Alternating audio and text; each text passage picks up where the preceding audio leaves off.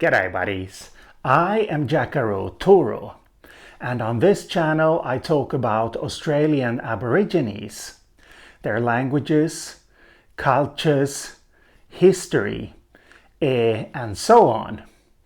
And for a long time now I have been considering how to tackle Australian Aboriginal kinship and kinship systems. I was adopted into an Australian Aboriginal kinship system, one found along the coast here in Western Australia, and which in anthropological literature is called proper carriera. This was the term Alfred Radcliffe Brown gave it. He was the first one to describe it. Alfred Radcliffe Brown, who was a pioneer, he was active during the first half of the previous century, and he was not the first one to collect information about these kinship systems. But he was a pioneer in that he was the first one to try to describe them in a systematic fashion. And the terminology he developed is still used today. However, this is the name of a tribe, and we linguists spell the name of the tribe in this way these days. This should be pronounced Kariyara in the Aboriginal way of pronouncing it. Kariyara. So, I have been wanting to learn more in order to understand. And I would say that for an outsider, this is not necessarily easy. There is no other part or facet of traditional Australian Aboriginal life and culture that is more complicated than their kinship systems. And they serve a number of different functions. In a recent book, published in 2018, Skin, Kin and Clan, The Dynamics of Social Categories in Indigenous Australia. A book available online, by the way, here. In this book, Patrick McConville writes, by the way, I have complained elsewhere that it is amazing and completely incomprehensible to me that you can never tell how a British name should be pronounced by its spelling. So I don't know if McConville should be pronounced McConville, but I'm going to go with McConville for lack of anything better. If this is the wrong pronunciation, McConville will have to excuse me. So McConville wrote the following in 2018. Those who have studied the kinship and social organization systems of Indigenous Australians have been equally astounded by their crystalline beauty and frustrated by their impenetrable complexity. And this is definitely true. So I have been thinking to myself, where to start? What should I read in order to try to make sense of this? One could start with Radcliffe Brown, should one feel so inclined. He, for example, published The Social Organization of Australian Tribes in 4 parts in 1930 and 31. However, what he was doing was describing an overall system for each tribe that he described. An overall system that included kinship terms, marriage rules, and social organization. And when I say Australian kinship systems, I mean all of these 3 things taken together. But later research has shown that these need to be kept apart.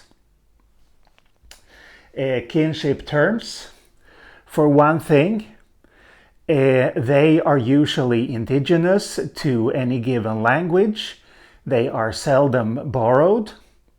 And kinship terms are used by all people to describe how other people are related to them. Marriage rules, the purpose of which is to prevent inbreeding, one has to suspect. Marriage rules can vary very much in different parts of Australia, and sometimes between neighboring tribes too. And social organization is something we are going to come to.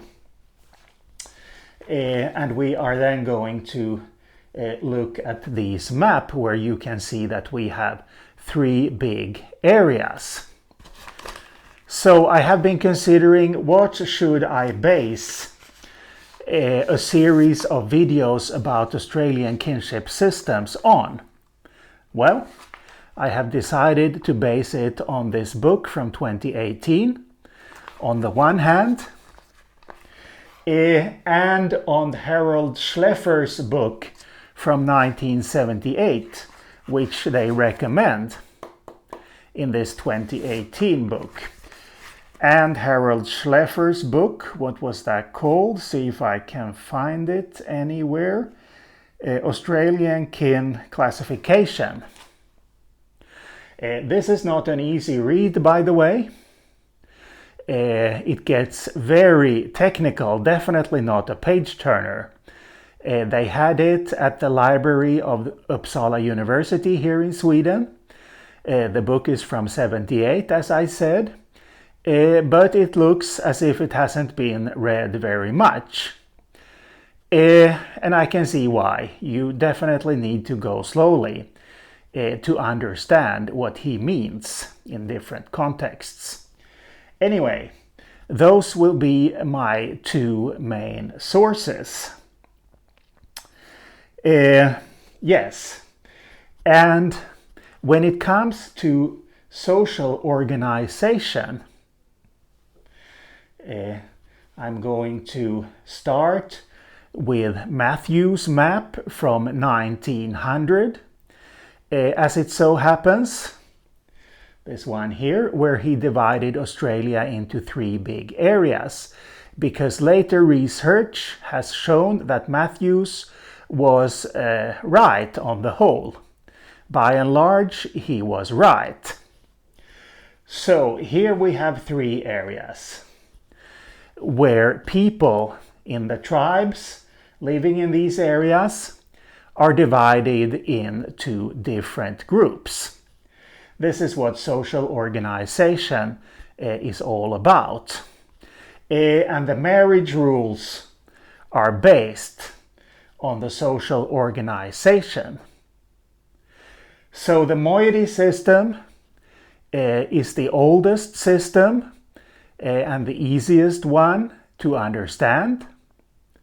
Here, the people in each tribe are divided into 2 groups, 2 moieties. There are different types of moiety systems though. There is the type where the moieties are related through intermarriage. And there is the type where they have generational moieties. The first type has 2 subtypes, matrimoiety and patrimoiety. In the matrimoiety system, each person belongs to the same moiety as his or her mother, and has to marry someone from the other moiety, so the moiety of the father. And in the patrimoiety system, it's the other way around. Then we have generational moieties, where people in any given generation all belong to the same moiety. But their parents are in the other moiety, and so are their children. So in this system, any given person is in the same moiety as his or her grandparents and grandchildren.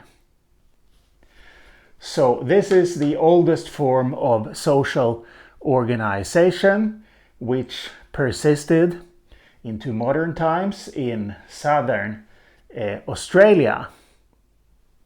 And then we have the section systems.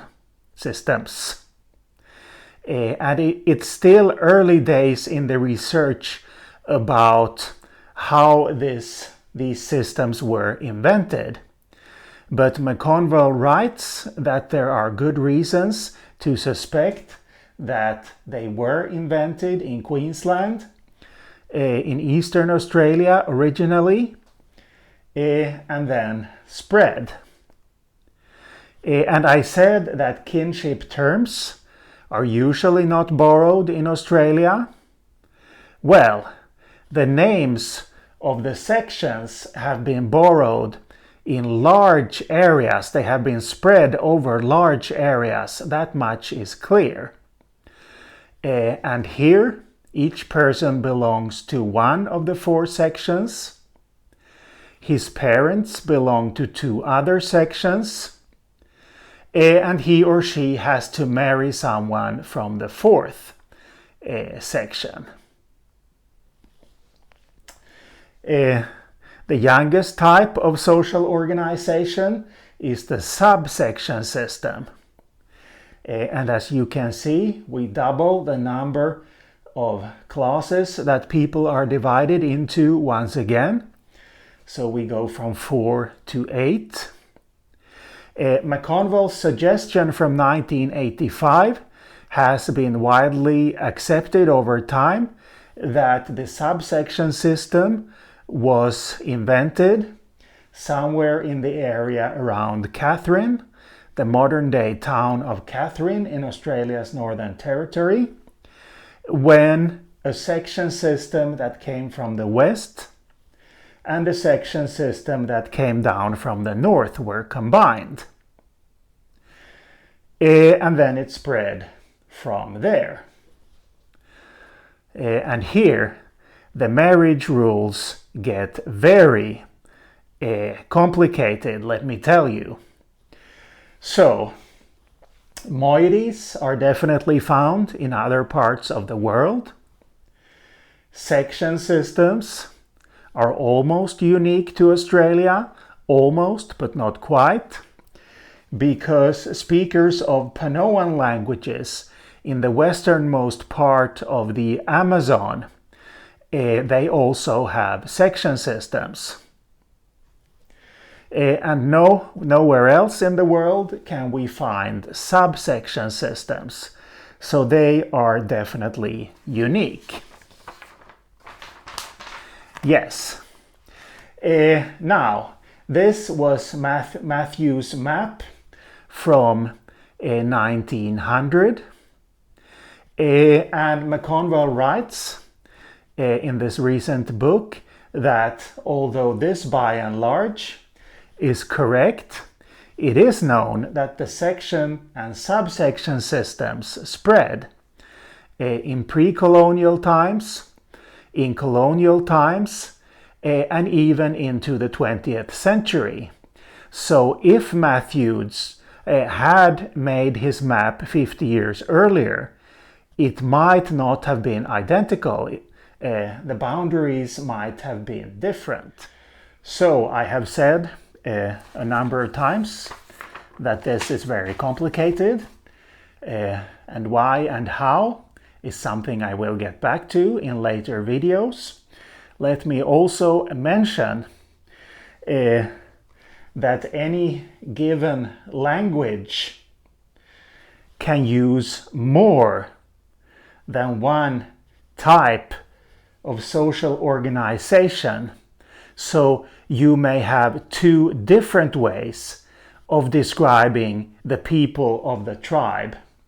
whether it be this way and this way, or this way and that way. But I think this is enough for today. But as I said, I will be back. So, see you later.